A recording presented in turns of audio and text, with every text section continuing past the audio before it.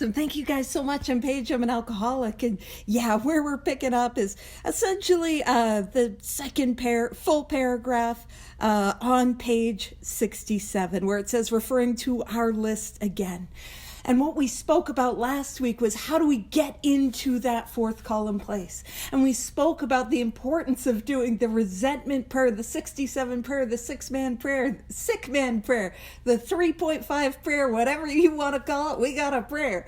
It's the same prayer. And we're speaking about different ways in which we can utilize other prayers and meditative techniques to give ourselves a little bit of that spiritual elbow grease for some of those difficult resentments.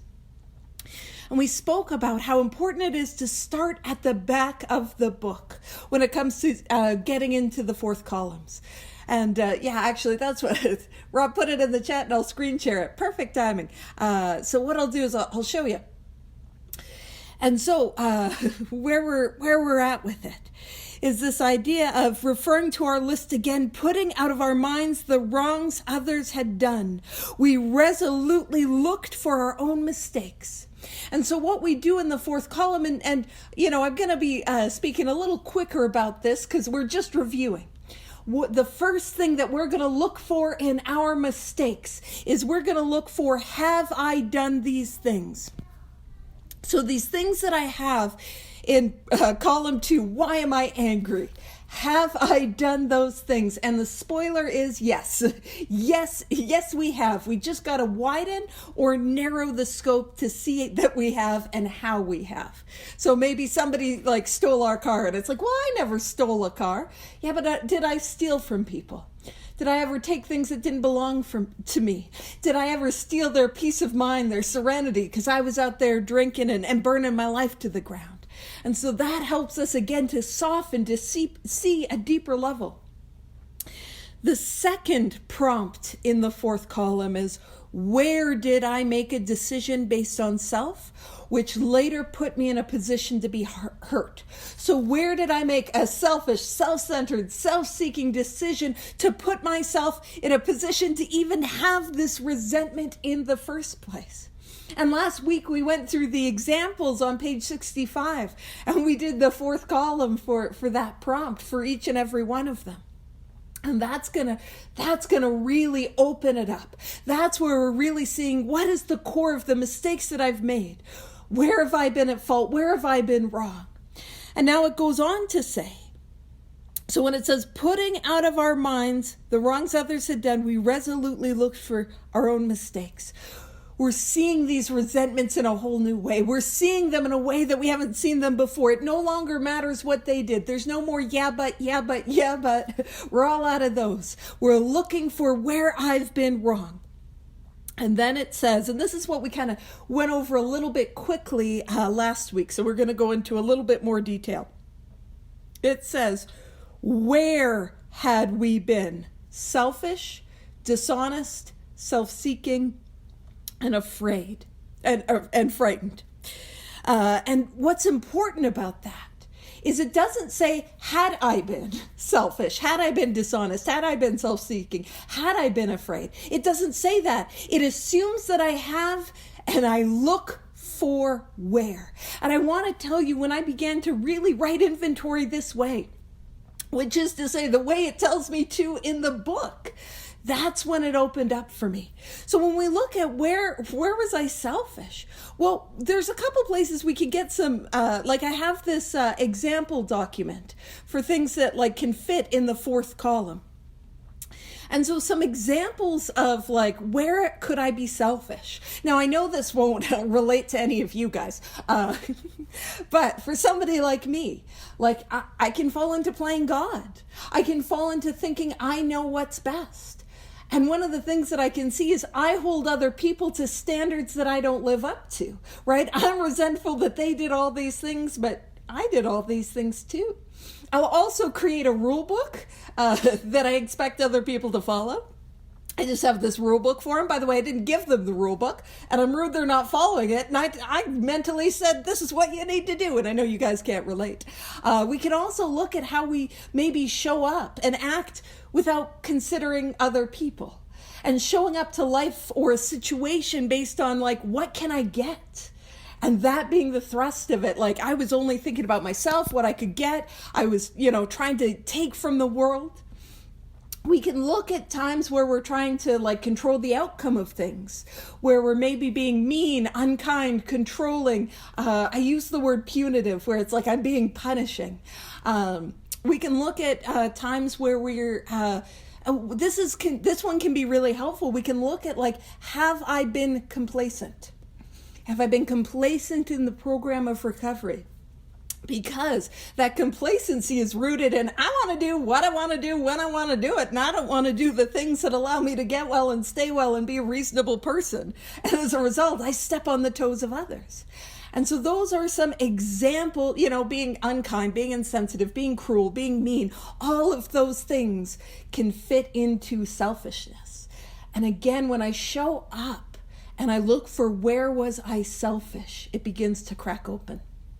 Now let's look at where I was dishonest. Not was I dishonest, but I was. Let's see where. Now the obvious ones are like lying, manipulating, stealing, cheating, doing all of those sorts of things. And those are kind of like obvious for dishonest. But when I look at where was I dishonest, it cracks open another layer, because that's not usually how I show up to life, especially sober. A lot of my dishonesty is rooted in saying yes when my gut tells me I need to say no. Not communicating, not setting boundaries, not respecting boundaries. It can look like ego and image maintenance. I've got these walls and these masks that I'm trying to keep up so that you'll like me. Those are some examples of dishonesty. Of course, gossiping and all of that can fit in with that as well. So look for where I was dishonest. Now it goes on to say, where was I self-seeking? Well, for me, that self-seeking is, where am I looking for things outside of myself to fix how I feel on the inside? So am I seeking my sense of value and worth from others, from what I think they think of me? Am I seeking my sense of seeking approval, maybe it's success, maybe it's profit. I'm seeking money. One of the things I talk about a lot is creating this hierarchy. I've made this ladder of people that I have created, and I've put those people that look like they have their stuff together. They're at the top and I'm near the bottom, and I'm judging and criticizing and gossiping about others so that I can feel a little bit better. One of the things is I can create a villain. I make somebody a villain in my life so that I can be the victim and just feel good about that, right? There's also that I have, and I know you guys can't relate to this, but I have this need to be right. But you see, that thing with that need to be right is I can't be right in a vacuum. I have that need to be right and then also seen as right. I need you all to agree unanimously about my perpetual correctness. So those are some examples. This is where we can look at like self-pity. We can look at like things like, acting out with behaviors to try to fix how I feel on the inside. Turning to alcohol, drugs, relationships, internet, shopping, spending, food, these things to try to fix how I feel. And then it says, where was I afraid? And I don't look at, was I afraid? I look at, where was I afraid? And these are the fears that are going to then, we're going to use to populate our fear inventory. So, for example, the first two, fear of rejection, fear of abandonment, fear of intimacy, fear of sex, those are different. Fear of success, fear of failure. It's wild that we got those two. Fear of dying alone, fear of being in a relationship, fear of failure, fear of loss, fear of grief, fear of pain, and so many more. But you just look at, where do I have that fear? And we get that down. So it goes on to say, though a situation has not been entirely our fault, we tried to disregard the other person involved entirely. So it's saying, hey, I know that as human beings, we're going to want to grab a hold of the second column and be like, hey, it's not all my fault. We disregard that entirely because there is no freedom in staying in the second column. If I stay there, the result is pain, suffering, misery, and I will drink again. But the fourth column is where there's freedom. The fourth column is where I can see reality for what it really is. The fourth column gives me freedom. The fourth column gives me a way out. And it says, where were we to blame? That's what we're looking at.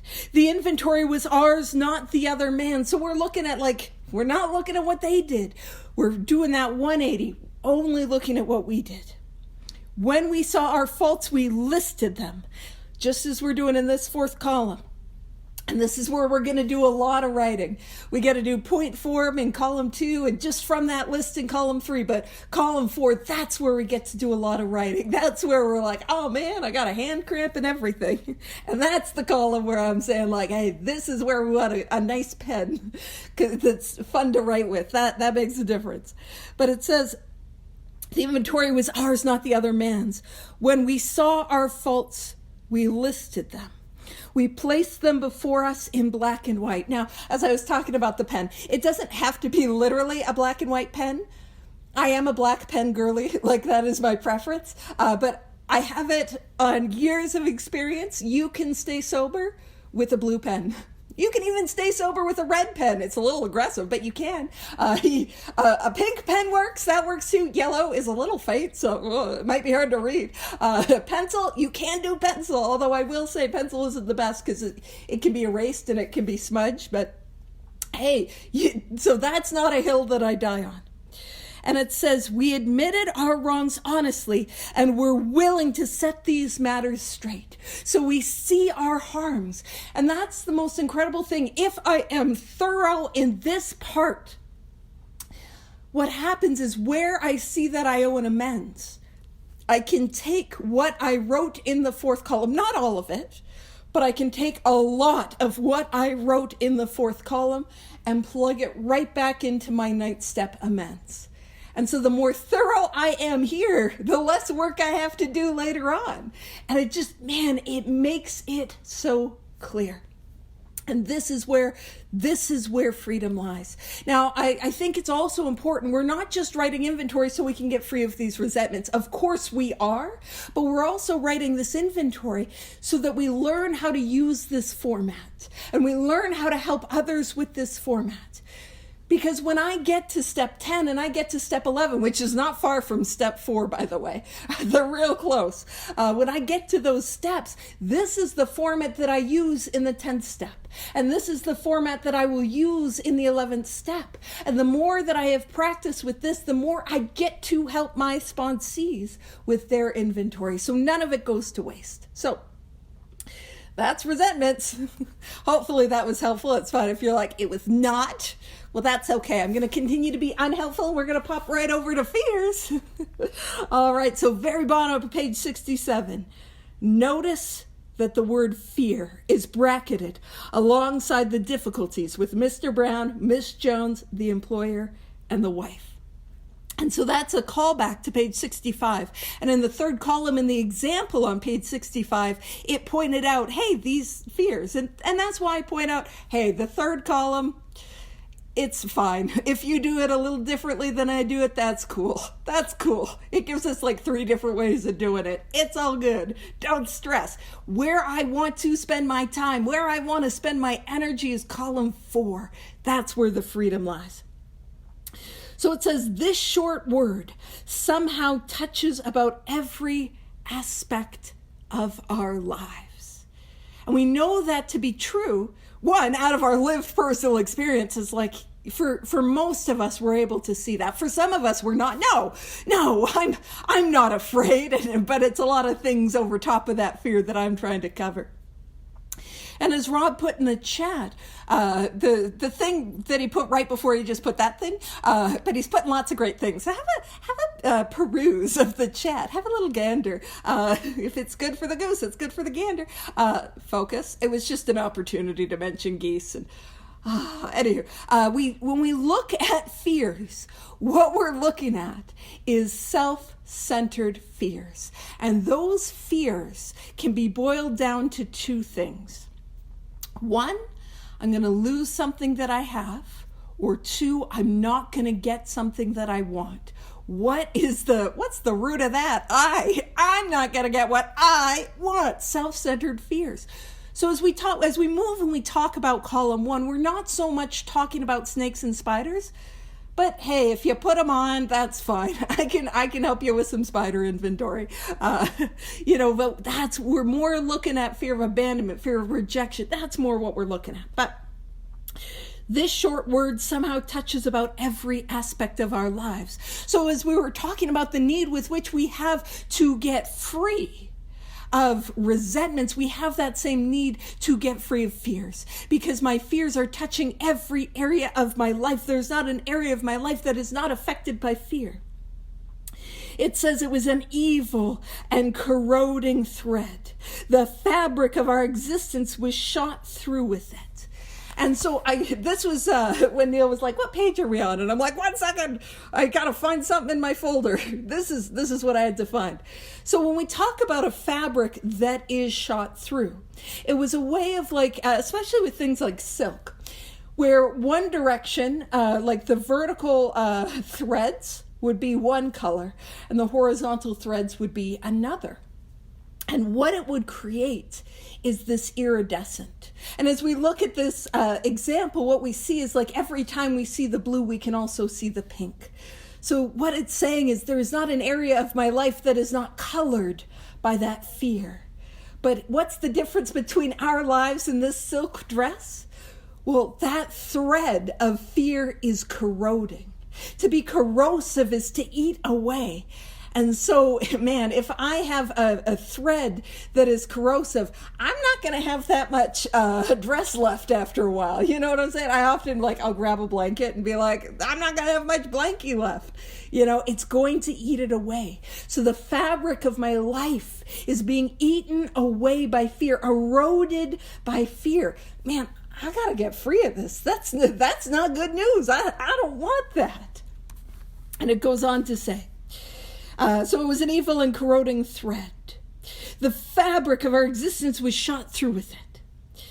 It set in motion trains of circumstances which brought us misfortune we felt we didn't deserve. And what's interesting about that, I have a time or two gone on a train rant. Let me tell you about trains. I know for those that come to this study regularly, you're like, I'm not surprised. Because that's very on brand. But one of the things that makes trains so difficult or so dangerous is that when they get to their top speed or even get moving, it takes them a while to stop. It is incredibly difficult to stop a train, and you can't stop a train suddenly. 1, because it doesn't work that way, and 2, because it'll derail. And so when we talk about fear setting in motion trains of circumstances we felt we didn't deserve, I don't deserve that. But when we think about those trains, it is these circumstances of pain and suffering that is difficult to stop, that I can't just stop it. It goes. And it goes on to say, but did not we ourselves set the ball rolling? Rude to call us out like that. Hey, I just did a whole lot of rigorous self-examination in that 4th column. I thought I'd have a little break. And that idea of did not we ourselves set the ball rolling, we're going to examine that further in the 3rd column of fears. So that's what we're going to do. And that's what we're going to look for, which is rude to put that on me. And it says, sometimes we think fear ought to be classed with stealing. It seems to cause more trouble. And this idea of fear classed with stealing. Well, did not fear steal from me hopes, goals, dreams, relationships, opportunities? Is that not what fear has stolen from me? And that's what we get to see. Fear takes from me my future. Fear takes from me the present moment. It takes from me the peace that I can experience in the here and now. That's what happens with fear. So it seems to cause more trouble. So it says we reviewed our fears thoroughly. We put them on paper, even though we had no resentment in connection with them. And so what we're going to do is we're going to use a similar page format, page without the I. Page isn't a piece of paper, not talking about me. But we're going to use that similar page format. And what we're going to use it for is to set up our piece of paper with fears. Now, what I will let you know is for fears, we're going to use a lot more space in column 3 because our third column is going to jump us into that fourth column. We don't need a whole lot of space for column 1 and don't need too much space for column 2. And so what we've learned is like, hey, you remember when we were talking about starting the 4th step, I was like, can't do too many lines. You just cannot do too many lines. It's true. Even if you drew more lines than you needed, hey, we're going to need them for fears. Spoilers, we're going to need them for our next section, which is going to be sex conduct. And just like with resentments, it's going to be 1 fear per page. And so our column 1 is where it says we reviewed our fears thoroughly. We put them on paper even though we had no resentment in connection with them. And what that means is I put down the fear even if I'm not resentful at the fear. I've had people get confused about that, and that's what that means. But where do I get these fears from? And as we spoke about, what we're really talking about is fear I'm not going to get what I want and fear that I'm going to lose something that I have. Well, the most effective way to get these fears is to get them from my 4th column of resentments. If I have these fears that are underpinning my resentments, that are causing this pain, that are causing this suffering, it makes sense that I got to get free of them. So what I always suggest with sponsees, and what I do, like take a blank sheet of paper, like rip it out of your notebook or grab an unused envelope, grab the electricity bill or whatever, and you just go back through your resentments and you write down the fears. Now you'll have fear of rejection because fear of rejection is always the first one. So you'll have that one a whole bunch. You only got to write it down once, and it's just so you have that list and you don't have to go back and forth. And did I write this? Did I not? It's just a simple way to get those fears. And you can always add fears that are not on your resentments list. So if there's fears like fear of dying alone, fear that at the core of my being I'm unworthy, fear that at the core of my being I'm unworthy and everybody sees that, and you didn't have that in your resentments, that's okay. Add it. You get to add it. But what we're seeing is we take the fears from my resentments. There's a logical process and a logical continuation. There's a beautiful flow that happens when we go through this work, where it flows. It's not a disjointed, what are my fears? Well, we figured them out. And so it'll be 1 fear per page. So fear of rejection, flip the page. Fear of dying alone, flip the page. Fear that nobody loves me, flip the page. Fear of success, flip the page. Fear of failure, flip the page. And that's how we do it. It goes on to say, we asked ourselves why we had them. And you can make a little note, that is column 2. So what we do is we get done all of our fears, all of our column 1s, and then we begin to write on column 2. Why do I have this fear? And we start with, the example I always use because it's everybody's first fear of rejection. So why do I have a fear of rejection? Because it's happened before. Because it's painful. Because it means that nobody loves me, and it means that I'm going to die alone. And that, if I don't have a lot of fears, the second column can inform the first. So if you're working with somebody and they're like, they don't have a lot of fears, and no, I don't have a lot of fears at all. Well, we can go to that second column, and that second column is another place that we can use to populate our fear inventory. So fear of dying alone, fear nobody likes me, fear of pain, those are other fears that, for example, that we get to add to our fear inventory. But I will say, if we take our fears from our resentments, we're usually pretty good on a number of fears. So usually that gets us pretty well. So that's what we do for column 2. So we get all of column 1 done, then we get all of column 2 done. Now, there's this other way of writing inventory. I'm just going to talk about it because I clearly, I need to write a lot of inventory, and I have written a lot of, it behooves me. I'm not wearing that hoodie today. I'm wearing the nonsense hoodie. But that idea that like, the more I write inventory, the more freedom I can get, and the more use I have to help others. And I'll tell you kind of the whole story, and I'll try to do it quickly. This was a sponsor I had a number of years ago, and I was going through something where I was just gripped and riddled with fear, and I knew I needed to write fear inventory. And she made this suggestion. She said, "Why don't you do a because fear inventory?" And because, do something new, shake it up a little. I'm always here for that. And it was a way that Mark Houston, I remember listening to a talk that Mark Houston gave about that's how he wrote inventory one time. And I'm like, oh, a Mark Houston suggestion. I love it. I'm so here for that. And so I remembered this suggestion because I was very excited about it, which doesn't always happen. And so that's what I did. So I would write fear, and spoilers, if I do well for time, I might not. What I'll do is if you guys are able, you might not be able to put fear suggestions in the chat. I'll take some of those examples through the fear columns, because that's the best way to learn how to do it, is by doing it. But let's say I had a fear that nobody liked me. Probably had that fear. So fear that nobody likes me. Why do I have that? Why do I have this fear? Because it seems like people are mad at me. Because I need them to like me to be okay, and I'm looking for all the ways that, or actually I got that wrong. So I have this fear that nobody likes me because I seem to be mad at me. Perfect, thank you.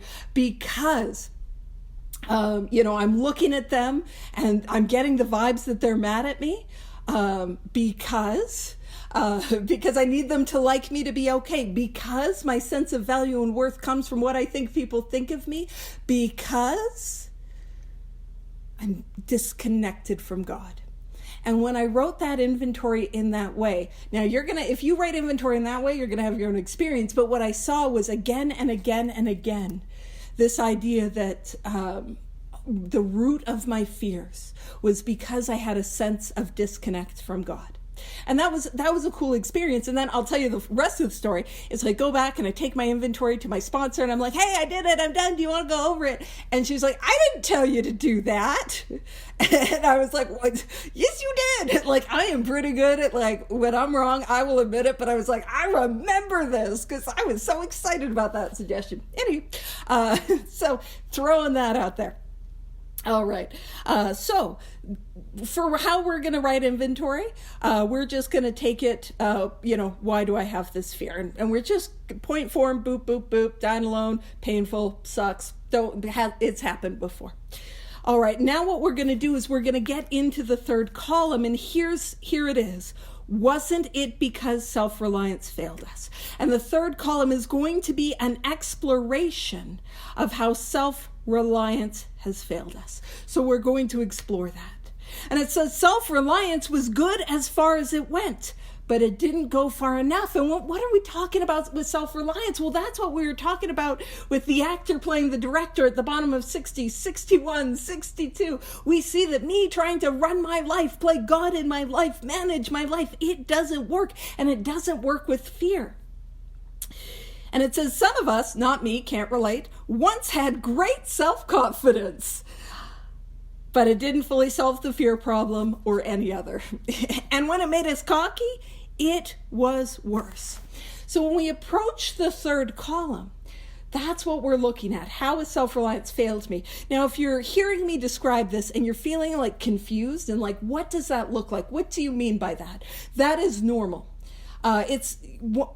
It can be for most people a little tricky to figure out what I mean by that and what the book means by that. But that's how with examples, that is how we learn.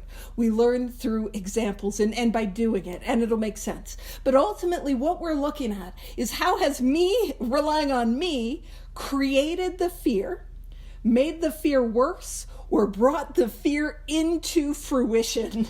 Like I'm afraid of being rejected. How is me being me, like me relying on me, made me get rejected? Like that sort of idea.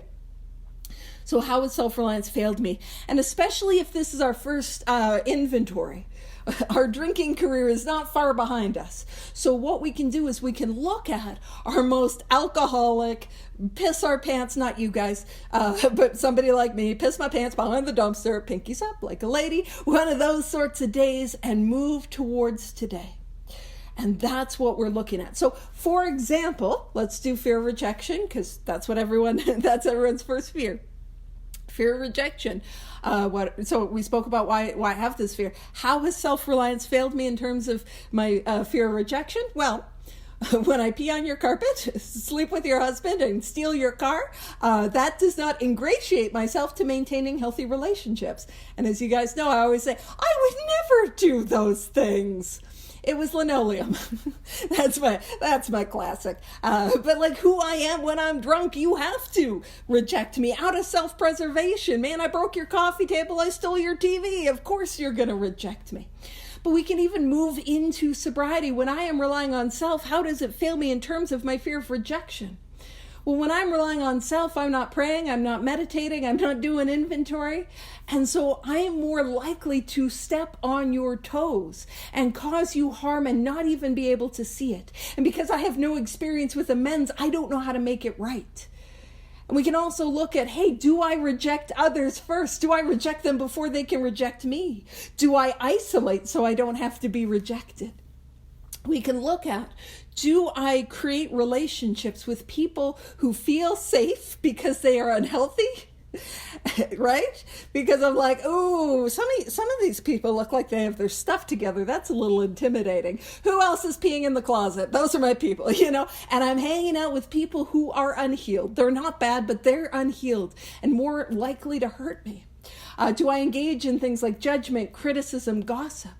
Do I also actively seek my sense of value and worth from what I think people think of me? Or am I somebody who I just show up to life where it's about what I can get and I'm manipulating and controlling and demanding? Those are some examples of how has self-reliance failed me.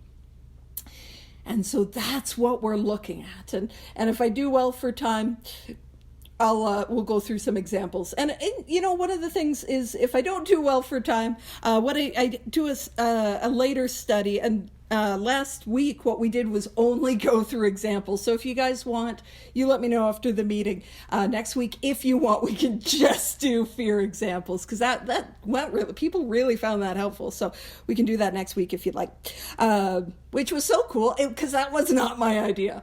Listen, let me tell you, the best ideas, they don't come from me. Alrighty. So when it made us cocky, it was worse. So it says, perhaps there is a better way.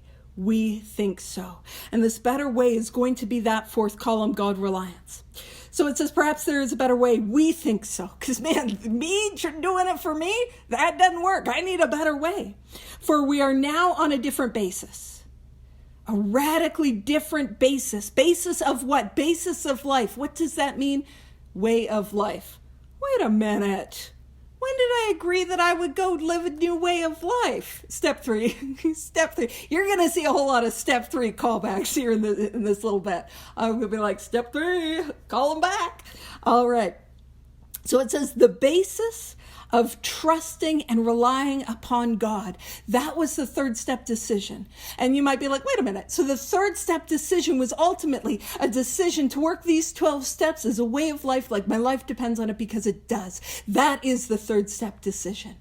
And when I when I take these steps, when I follow up my decision with action, that is how I trust and rely upon God. The decision does not get me to trust and rely upon God. The actions of the 12 steps. So if you're here and you're like, how do I let go and let God? How do I trust God? How do I build a relationship with God? That is the sole purpose of the 12 steps. And us writing inventory, that's what begins to get us there. And so it says, we trust infinite God rather than our finite selves. So we are trusting an infinite power, infinite God, rather than finite page. And that's the thing, is I am finite. I have limits. I have edges. And if you're like, okay, what do you mean?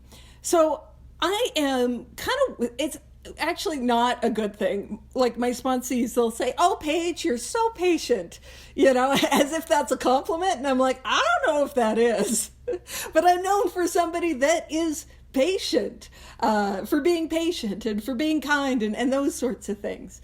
But man, I have limits.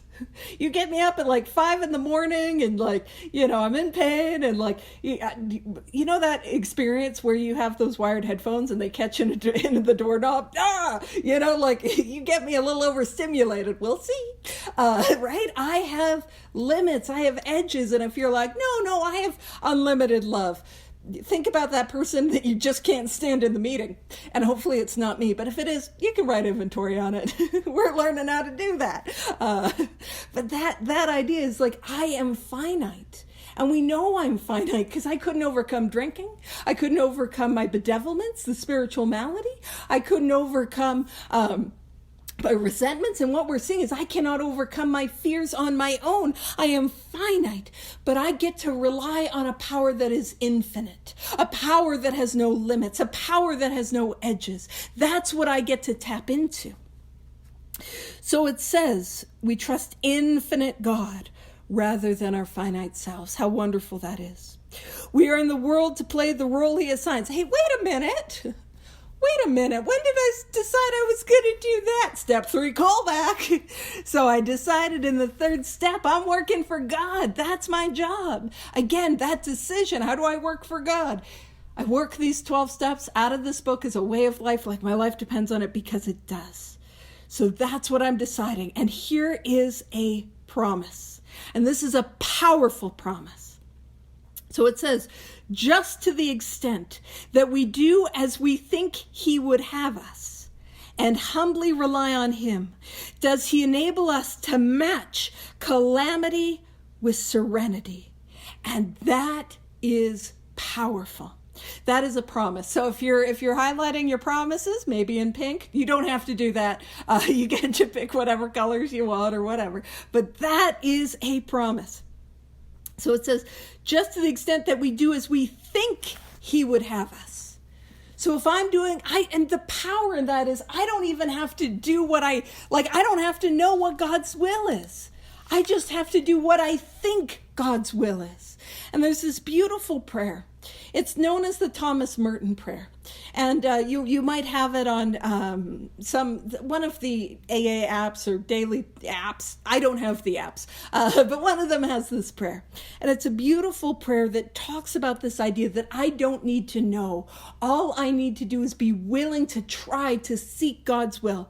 And I often, even though I say it every day, twice a day, when I do studies, I often I get muddled up in it. So here's the prayer. My Lord God, I have no idea where I am going. I do not see the road ahead of me. I cannot know for certain where it will end, nor do I really know myself. And the fact that I think I am following your will does not mean that I am actually doing so. But I believe that the desire to please you does in fact please you. And I hope that I have that desire in all that I'm doing. I hope that I will never do anything apart from that desire. And I know that if I do this, you will lead me by the right road, though I know nothing about it. Therefore, I will trust you always. Though I may seem lost and in the shadow of death, I will not fear, for you are ever with me, and you will never leave me to face my perils alone. And that's what we're talking about. If I'm willing to do that. Now, if you don't like all the language in there, that's okay. But the thrust of what that prayer is saying and the thrust of what it is saying is like, hey, just to the extent that we do as we think he would have us. As we think he would have us. I just have to do my best. I don't have to be perfect. I don't have to have certainty. I can live in doubt and confusion, which I do, and just take spiritual action. Does he enable us to match calamity with serenity? So what is the word calamity? Well, Now Rob will probably put in like an accurate definition. I'm giving you definitions based on vibes.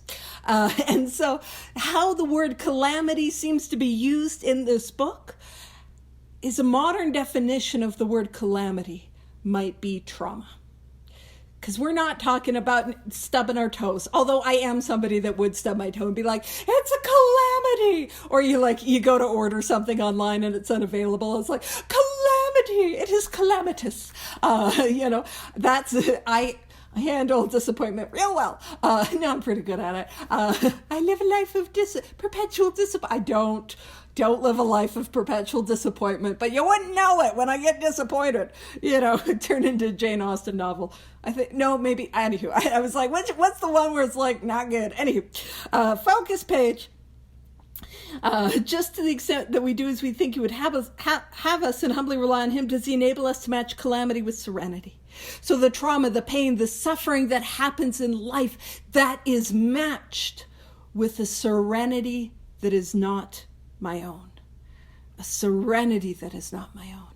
And how powerful is that? And that is a promise. That is a promise, and that has been my lived experience. And make no bones about it, I have had calamity in my life. I have had self-inflicted calamity and things that weren't calamity that I'm like, that's a calamity. But I genuinely have had, some of the toughest moments of my life have happened in sobriety, which isn't to say I had an easy time out there drinking, because that wasn't good either. But I have had pain. And when I have done this, when I have lived this way of life, when I have leaned in, this has been my experience, and it is a promise. So it says, we never apologize to anyone for depending upon our Creator. We don't have to apologize. We don't have to justify. We can laugh at those who think spirituality the way of weakness. Paradoxically, it is the way of strength. And it's tying into what we experienced in step 2, where it's like, man, I don't want to be seen as weak or uncool or relying on this power. Now we know, man, this works. It says, paradoxically, it is the way of strength. The verdict of the ages is that strength means courage. Strength means courage. That is powerful. And it goes on to say, all men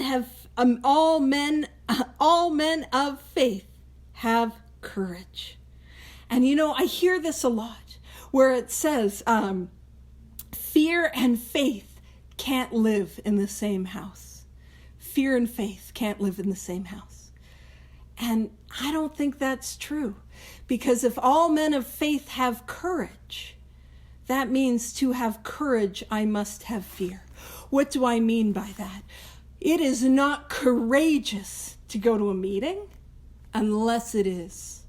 And if you know what it's like to go to your first meeting or go to a meeting when you're, coming back from a relapse or you're in a lot of pain, man, that takes courage. And it's like, it didn't take courage to get out of bed unless it does. Unless you know that pain of, I don't want to live another day and I don't want to face this morning. You see, oftentimes when we talk about fear and faith can't live in the same house, that's not my experience. To have faith, there must be fear.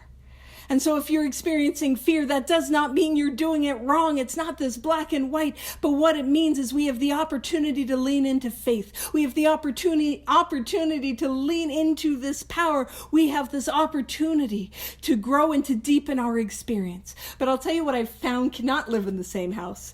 And it's selfishness and selfishness and serenity, or self-centeredness and serenity. Those don't live together, because I can't feel wrapped up in me and think, oh boy, I'm connected with God and this feels great.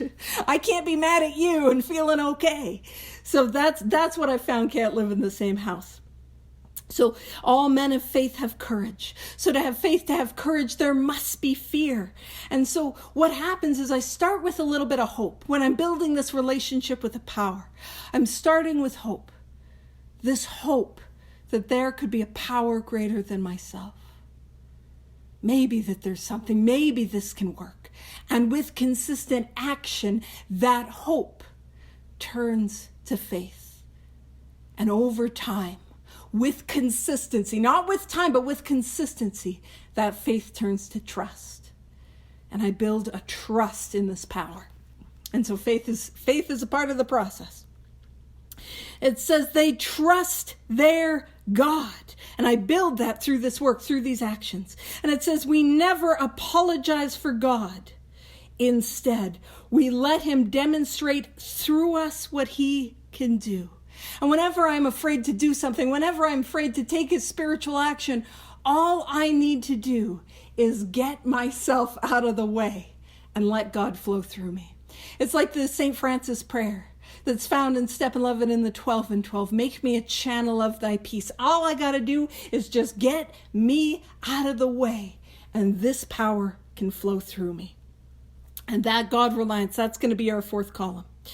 And it says, instead, we let him demonstrate through us what he can do. We ask. And any time in this book it says we ask, that is a prayer. And so that is the prayer that we're going to say in between column 3 and column 4.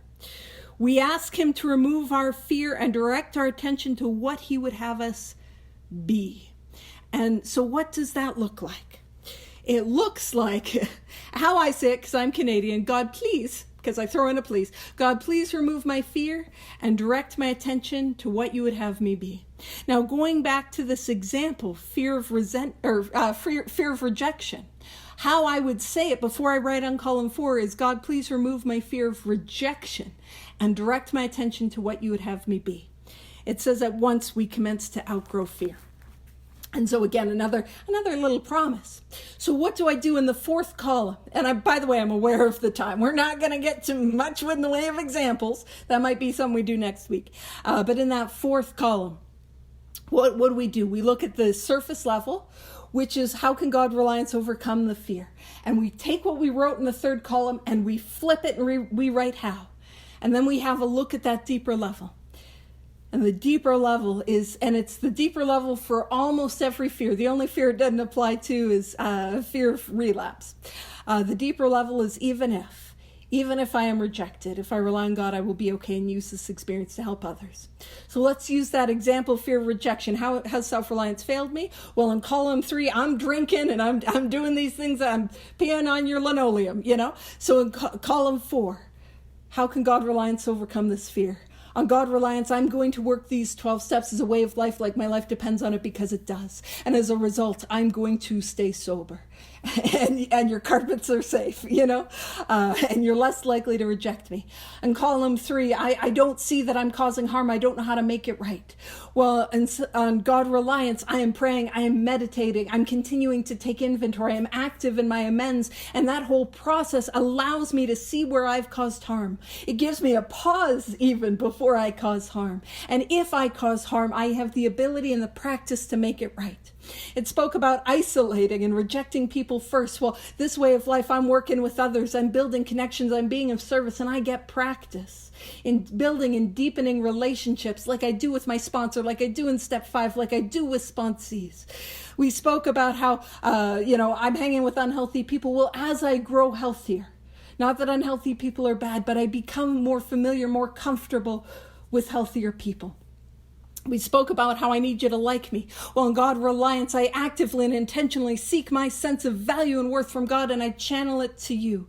I focus on what can I bring. I'm kinder, gentler, more patient. I talk people up. I pump their tires, and I'm somebody that people want to be around. But the deeper level is even if I am rejected, and I sometimes will write it, even if everybody on earth rejects me, if I rely on God, I will be okay, and I will use that experience to help others. And so that is me pushing it for time. So I'll toss it over to Neil. Thank you guys so much.